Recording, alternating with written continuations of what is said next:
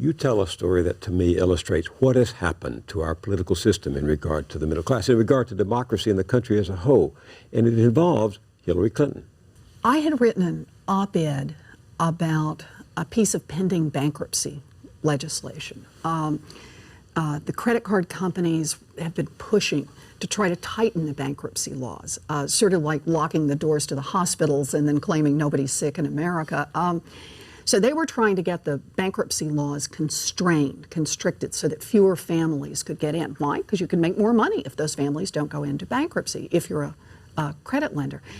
And so I'd written an op-ed about how this would fall disproportionately hard on women who were raising families and who would be put in the position under this bill of trying to compete with Citibank, MasterCard, Visa, Bank One for getting alimony and child support from their ex-husbands.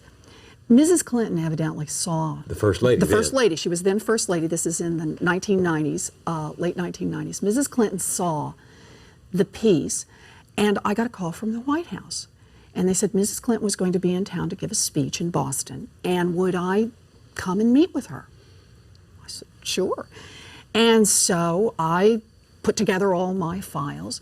I show up at the appointed place. After she's finished her speech, we're ushered into a tiny little room somewhere in the bowels of this hotel, and just the two of us. They close the door. Mrs. Clinton sits down. We have hamburgers and French fries. And you tutor her. And she says, tell me about bankruptcy. And I got to tell you, I never had a smarter student. Quick, right to the heart of it. I go over the law. It's a complex law. Went over the economics, showed her the graphs, showed her the charts, and she got it. Within 20 minutes, she could play where the rest of it would come. Well, then that will mean this part's happened. That will mean this has happened. I said, yes, that's right. And at the end of the conversation, Mrs. Clinton stood up. She said, let's get our picture taken, which we did. And she said, Professor Warren, we've got to stop that awful bill, referring to this bankruptcy bill that's sponsored by the credit card companies. So I left. She went back to Washington, and I heard later from someone who was a White House staffer that there were skid marks in the hallways when Mrs. Clinton got back as people reversed direction on that bankruptcy bill. They were supporting the industry, and because of her... President Clinton had been showing that this was another way that he could be helpful to business. It wasn't a very high visibility bill. And when Mrs. Clinton came back with a little better understanding of how it all worked, they reversed course, and they reversed course fast. And indeed, the proof is in the pudding. The last bill that came before President Clinton was that bankruptcy bill that was passed by the House and the Senate in 2000, and he vetoed it.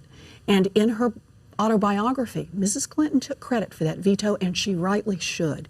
She turned around a whole administration on the subject of bankruptcy. She got it. And then?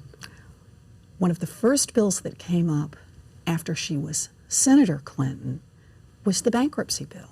This is a bill that's like a vampire. It will not die, right? There's a lot of money behind it. And the bill her husband had vetoed. Her husband had vetoed it very much at her urging. And? She voted in favor of it. Why? As Senator Clinton, the pressures are very different. It's a well-financed industry. You know, a lot of people don't realize that the industry that gave the most money to Washington over the past few years was not the oil industry, was not pharmaceuticals.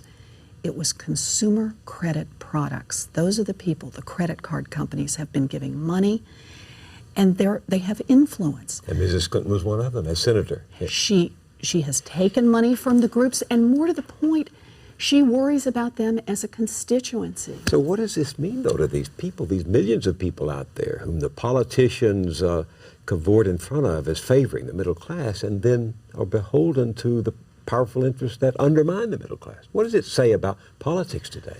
You know, this is the scary part about democracy today. We're talking again about the impact of money.